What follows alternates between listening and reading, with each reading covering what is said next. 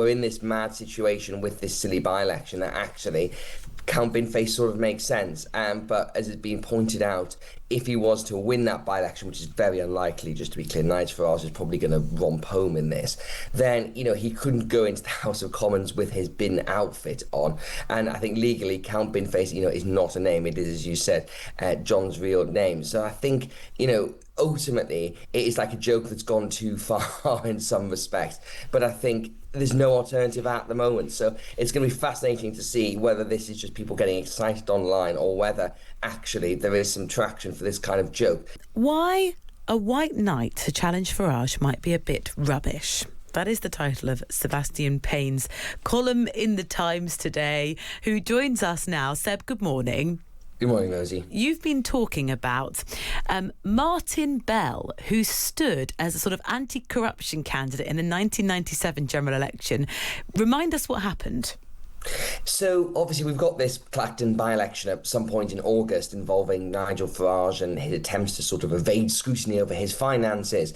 And there's been a lot of chatter online about why there hasn't been a kind of independent champion, an anti-sleaze candidate. And everyone's been thinking back to the folk memory of Martin Bell. So if we cast our minds back to 1997, he stood against Neil Hamilton, who was a Conservative MP embroiled in the Cash for Questions scandal about people being lobbied to paid to ask questions in Parliament. And Martin Bell stood, all the other parties stood aside, and he won that seat in 1997, overturning an 11,000 Conservative majority. So it was quite the moment. And a lot of people online and elsewhere have been saying, well, where's the Martin Bell of today? Why haven't we got someone who's going to stand up in Clacton? As I've written for the Times today, I don't think there is someone, and I think it says a lot about the state of our politics and the state of our society, the fact there isn't somebody who's going to be able to stand up and do that. I thought about some of the people you could have, and the modern day equivalent is probably Steve Rosenberg, who's the BBC's Russia editor, and one of the bravest journalists out there, and obviously he knows grift in politics when he sees it through his reporting in Russia and in Belarus, so he could be good for that. But I think Steve Rosenberg's doing far too important of a job. And you think about Martin Rose, who is the third most famous TV celebrity in the country and has very big popularity ratings, and he's ruled himself out. Oh, Martin Lewis, yeah.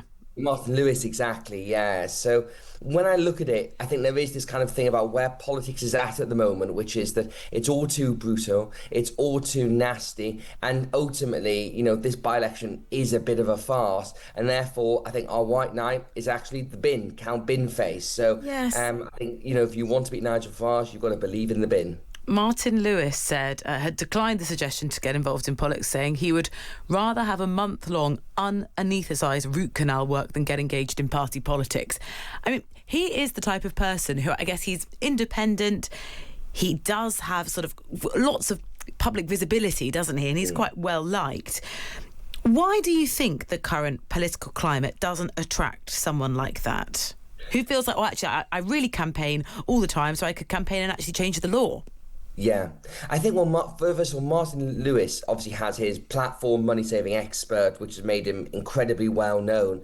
He does appear on TV and he appeared on our radio station lots of times as well. But I think, one of the things about politics now is just how nasty it is. And to go back to Martin Bell in 1997, the most abuse he had was the Battle of Knutsford Green, when he was harangued live on TV by Neil Hamilton and his wife, Christine.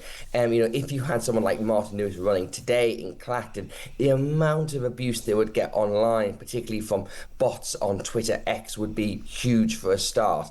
And I think that, a whole debate has coarsened so much then that mavericks, people like Martin Bell, just stay away. And I think that's a worse thing for politics. And it means what we've got is a comedian who's prepared to sort of say, oh, I'll do it. But it's quite difficult, Seb, because we've heard lots of interviews with Count Binface over the last 24 hours, including here on Times Radio. We haven't heard an interview, I haven't heard one yet, so if there has been one, please someone message in and correct me, with John Harvey, the comedian who is Count Binface. And I guess that's who we really want to ask the questions to, isn't it? To say, what actually ultimately is your purpose here? What's your objective?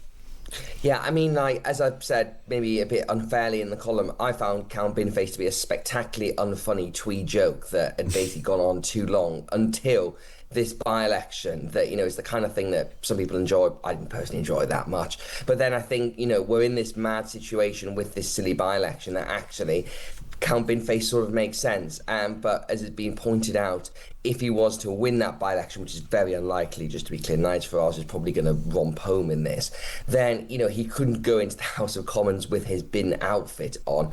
And I think legally, Count Binface, is not a name. It is, as you said, John's real name. So I think, ultimately, it is like a joke that's gone too far in some respects.